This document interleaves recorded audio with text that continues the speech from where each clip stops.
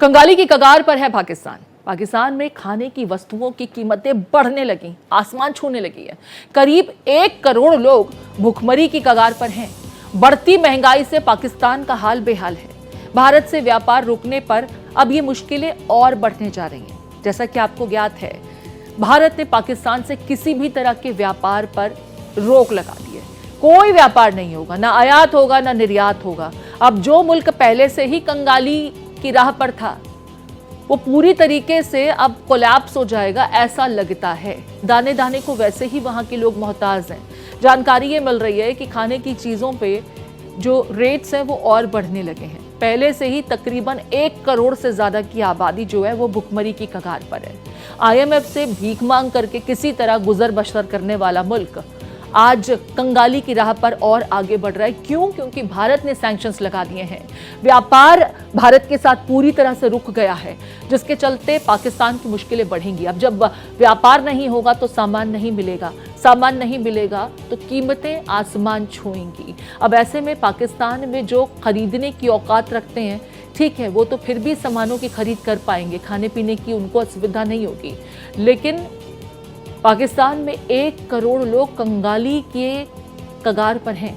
अब सोचिए ये लोग कैसे तमाम चीजें जुटाएंगे। वैसे भी रोटी को लेकर के पाकिस्तान में जो त्राहिमाम मचता है, वो तस्वीरें आपने देखी हैं। समूचा विश्व पाकिस्तान पर हंसता है। कटोरा लेकर पाकिस्तान उन मुल्कों के पास भी जाने से नहीं हिचकता जो ऑलरेडी युद्ध में एंगेज्ड है। आपको याद होगा किस तरीके से यूक्रेन पहुंच गए थे और ये लगा था कि शहबाज शरीफ और पाकिस्तान के जो रिप्रेजेंटेशन है वो शायद शांति की अपील करने के लिए गए हैं। लेकिन बाद में पता चला कि जनाब ये तो कटोरा लेकर पहुंचे हैं आटे के लिए, गेहूं के लिए, कि किसी तरह से मदद कर दीजिए, हमारे देश में लोग त्राहिमाम कर रहे हैं। मेरे साथ रईस अहमद जुड़ गए हैं। रईस का रुख करूंगी मैं।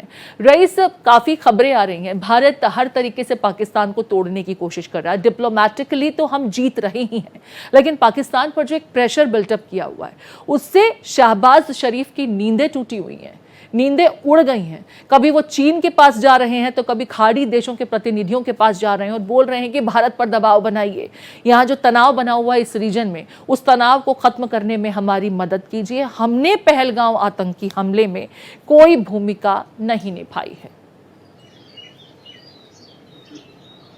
जी हाँ, बिल्कुल। जिस तरह से पहले उनके तेवर थे, जिस तरह से उनके मंत्रियों के बयान आ रहे थे, तो अब साफ जो है वो उनकी रणनीति भी चेंज हो गई है। क्योंकि अब वो जानते हैं कि जिस तरह से यहाँ पे तनाव बना हुआ है, तो कोई बड़ा मैसिव मिलिट्री स्ट्राइक जो है वो भारत की ओर से किया जा सकता है। और अब जब वो इन बाकी देशों के पास जा रहे हैं, तो उनका भी यही कहना है कि आतंकवाद के खिलाफ जो है वो भारत के साथ है। तो ऐसे में पाकिस्तान ये समझ चुका है कि वो अलग थलग पड़ गया है।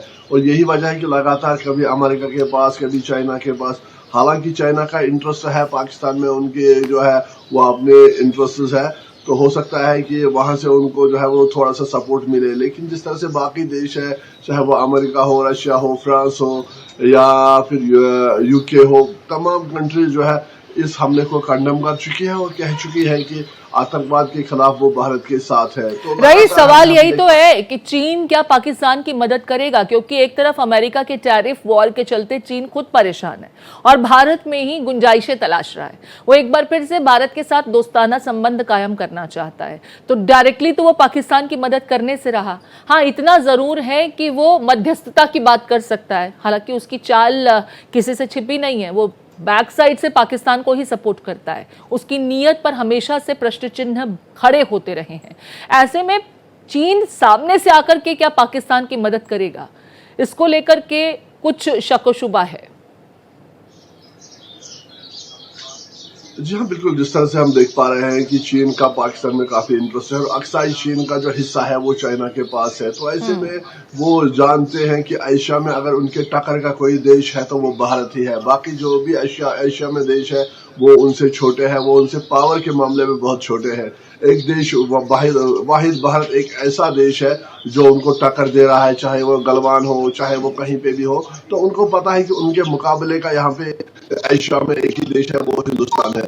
तो यही वजह है कि लगातार हम देख पा रहे हैं। हालांकि उस खुद के सामने तो नहीं आएगा, क्योंकि अगर हम देखें तो हिंदुस्तान ग्लोबल मार्केट है और हर कंट्री जो है वो चाहती है दोस्ताना ताल्लुक हो, क्योंकि तमाम कंट्रीज का जो बिजनेस है उसका मेन में दारोमदार है, जो सबसे ज्यादा जो फायदा है वो हिंदुस्तान से ही होता है। तो